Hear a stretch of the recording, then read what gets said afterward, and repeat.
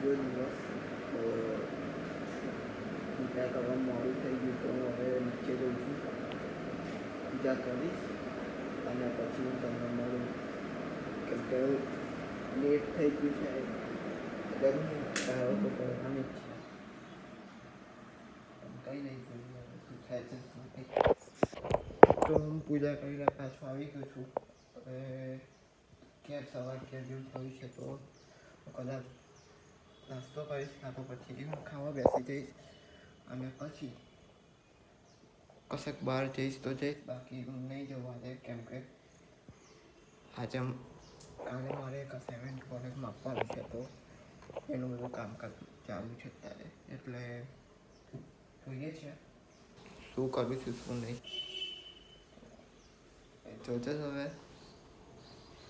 મારા બ્લોગમાં આ તો દેખાશે જ કે આખો બ્લોગ જોજો ને એ બધું જોજો. હવે આખો બ્લોગ તમને થોડી ઘણી કદાચ મજા આવશે. એકદમ રેડી ઉપરથી નીચે લગી નાઇટ ડ્રેસ પાડી દઉં છું. હવે પહેલાં તો અમારે પાણી છાંટવા જવાનું છે, એવું મને બતાવી ગયું છે કે હશે નાના માણસ સારા શકો ને પાણી છાંટવું. હું પણ 4-5 દિવસ નથી ગયો કે કેટલું કામ થયું છે અને કેટલું નહીં, તો હું પણ અત્યારે જઉં છું તો બતાવીશ કેટલું થયું છે અને કેટલું નહીં કામ. અને હા, આજે પ્રદૂષણનો બીજો દિવસ છે એ ઉઠ્યો સવા 10, કાલથી મારું કોલેજ રેગ્યુલર 4 વાગ્યા લગીની ચાલુ થઈ જાય છે, તો કાલથી તો સવાર 6 વાગ્યા જેવું તો હું જતો રહીશ બરાબર, ને પછી 8 વાગ્યા જેવું નીકળી જઈશું. અહીંથી હું કોલેજ જવા એટલે 9 વાગે કોલેજમાં ફરી ક્લાસ ચાલુ થઈ જશે કન્ટિન્યુ. 9થી 1ના કન્ટિન્યુઅસ ક્લાસ છે, ના 9થી 1માં 2 લેક્ચર કન્ટિન્યુ છે, પછી લેબ, એટલે એ બધું છે. હવે જોઈએ છે હવે શું થાય છે. અને મે બી પેપર ફૂલ છે કાલે, તો કેવું કે હાફ ડે હતું, 1 વાગ્યા જેવું છૂટી ગયા હતા અમે બધા, અને મારે 12 વાગ્યા પછી લેક્ચર નહોતા તો હું 12 વાગે નીકળી ગયો, પણ 1 વાગે ઘરે આવી ગયો હતો. એટલે હવે જોઈએ છે ફૂલ ડે થશે કે નહીં, શું થાય છે શું નહીં, તો ભગવાન કરશે હવે શું કરે છે. તો નવા ઘરે આવી ગયો છું. અહીંયા તૂટી ગયું છે, આ તો બધું હતું જ, જો કે અહીંયા કશું ચેન્જીસ નથી થયું.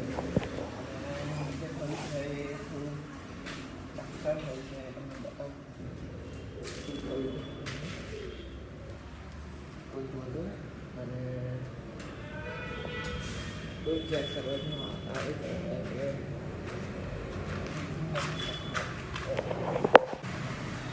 તો આ છે ઉપરની કેબિન, અને છે એ તમને બતાવું છું. એ રહી ચડાવેલી પીઠ, અને અહીંયા તો ખાસ કરીને પાણી છાંટવા આ છે જેવી કાચું રહી ગયું હોય પાણી છાંટેલું થઈ જાય, એટલે નીચેનું તમને બતાવું કે કેટલું થયું છે. ઠીક નીચેનું કામ થયું.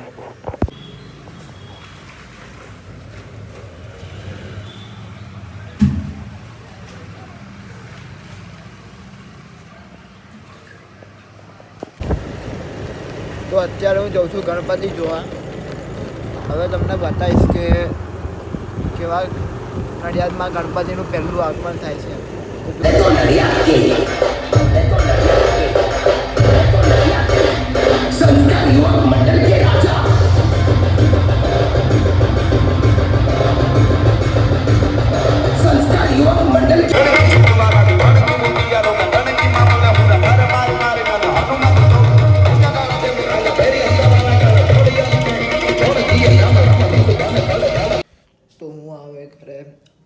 આવી ગયો છું. બધું ગણપતિ જોઈને ને મેં જે તમને બતાવ્યા ને એ ગણપતિ નડિયાદના ફર્સ્ટ કાં સેકન્ડ નંબર પર આવે છે. આમનું આગમન ને વિસર્જન બેવ.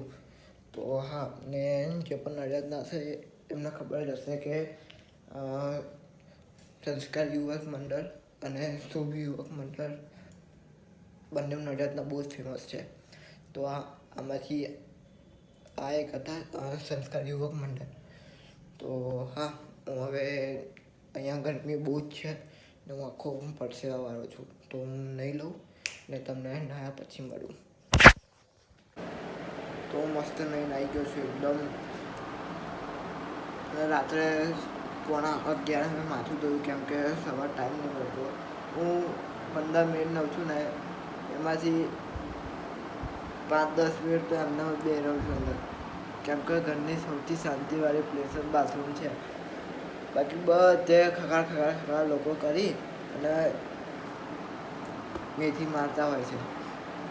એટલે હું 10 મિનિટ તો અંદર બેસી રહું અને પછી હું ત્યાં મસ્ત આવ્યો છું ઉપર. હવે કપડાં બપડા પહેરીને મારે એક કામ છે એ હું કામ કરાવીશ ને પછી હું તમને મળીશ. તો હા,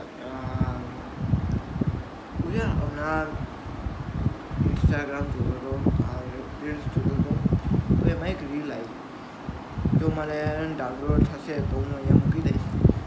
તો એ રીલમાં એવું હતું કે 4 થી 10 તારીખ સુધી સપ્ટેમ્બરની 4 થી 10 વરસાદ હેવી હશે એમ.